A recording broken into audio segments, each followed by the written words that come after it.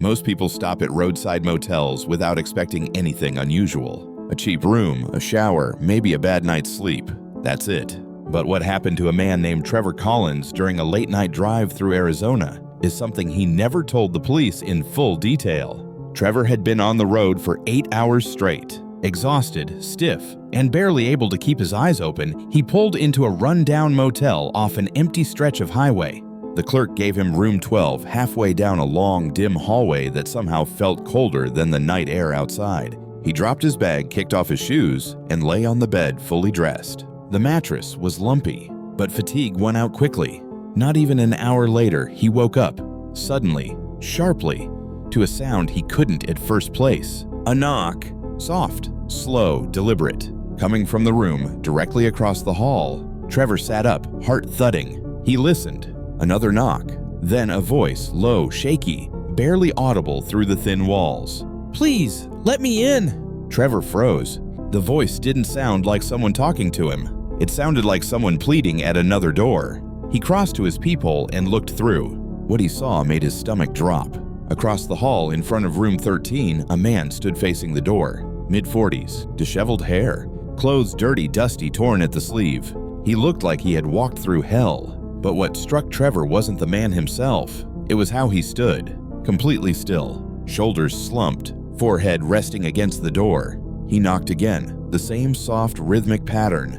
Trevor stepped back from the peephole. This wasn't his business. Maybe the guy was locked out of his room. But before he could talk himself into ignoring it, he froze again, very slowly, almost reluctantly. Trevor pressed his eye to the peephole again. The doorknob turned further, then stopped.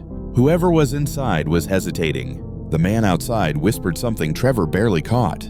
"You don't have to see me, just open the door."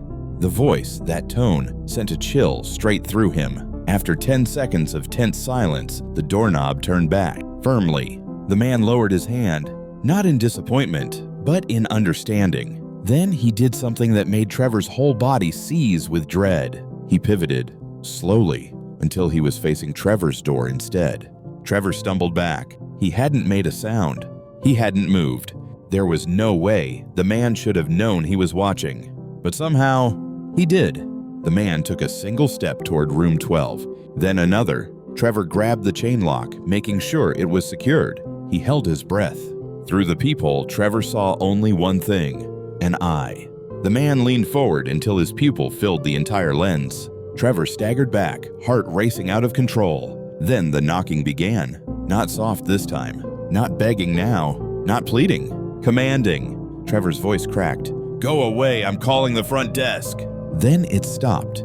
Abruptly, Trevor pressed his ear to the door, terrified of what he'd hear. Silence. After a long, breathless moment, he checked the peephole again. Nothing. Trevor waited nearly 20 minutes before working up the courage to grab his bag, unzip the window, and climb out. He didn't check out. He didn't even go back to his car right away.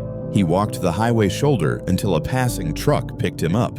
The next afternoon, police visited the motel after a staff member reported an unlocked door. No luggage, no signs anyone had checked in recently. Just a single handprint on the inside of the door, dragging downward. Room 12. Trevor's room had fingerprints on the doorknob, dozens of them, as if someone had been gripping and twisting it violently for a long time. When officers checked the motel's hallway cameras, they saw Trevor enter his room earlier that night. But when they rewound to find the man he described, not at room 13, not standing at his door, just Trevor,